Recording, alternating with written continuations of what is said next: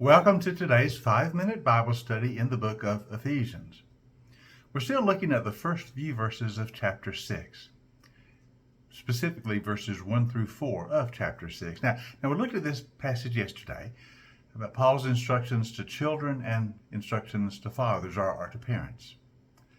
But I want to say a little bit more about it because there's something important we need to understand from this idea of a godly home or a Christian home. I remind you again that Paul, in his instructions, said in verse 1, "Children, obey your parents in the Lord, for this is right." And then in verse 4, he says, "Fathers," and this includes mothers too, is a word to all parents, "Parents, do not exasperate your children, but bring them up in the training and the instruction of the Lord." So we see here these instructions for the foundation of a godly home, for a Christian home. And one thing we must understand is how important Christian families and Christian homes were to the spread of the gospel, and how this understanding Paul was communicating that came from Jesus really transformed the world. It's hard for us to get our minds around this, but in ancient times, in New Testament times, in the Roman world of that day, children were not highly valued as they are in modern society. Children were really seen as the property of their parents. They could be in a home where they were loved and cherished, or they could be in a home where they were mistreated or even discarded. Ancient society did not place a high value on children as modern society does. And that is because of the influence of Christianity. As the Christian gospel spread through the Roman world, it transformed the attitudes toward children. And children were understood in a biblical sense because of this spread of the gospel. Children were understood as gifts of God to be cherished and nurtured and brought up in the instruction and training of the Lord. It really changed the world.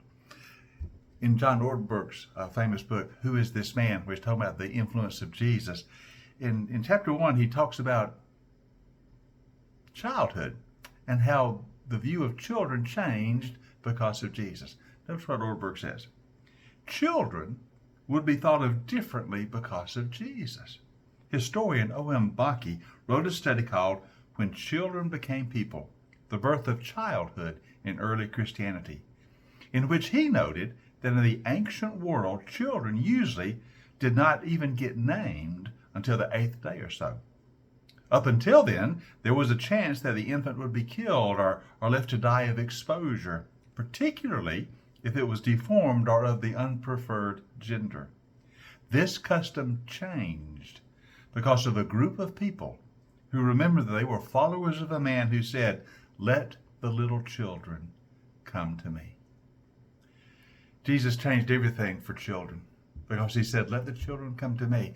And the Christians who followed Jesus understood that. And so they highly valued their children and had a great desire to bring them up in the training and the instruction and the nurture of the Lord. And this is all embedded here in what Paul is saying. He's drawing this directly from Jesus on the importance of godly homes, of Christian homes, of parents who love and nurture their children in the Lord, and of children who obey their parents and respect their parents in the Lord. And so we need to keep that in mind as we read this passage, how much the influence of Christianity changed the world, really created this value we place on children in Western society and how important that is. So Paul says, "Children, obey your parents in the Lord. This is right. And fathers, do not exasperate your children. Bring them up in the training and the instruction of the Lord." Hope you join us tomorrow as we continue our 5-minute Bible study in the book of Ephesians.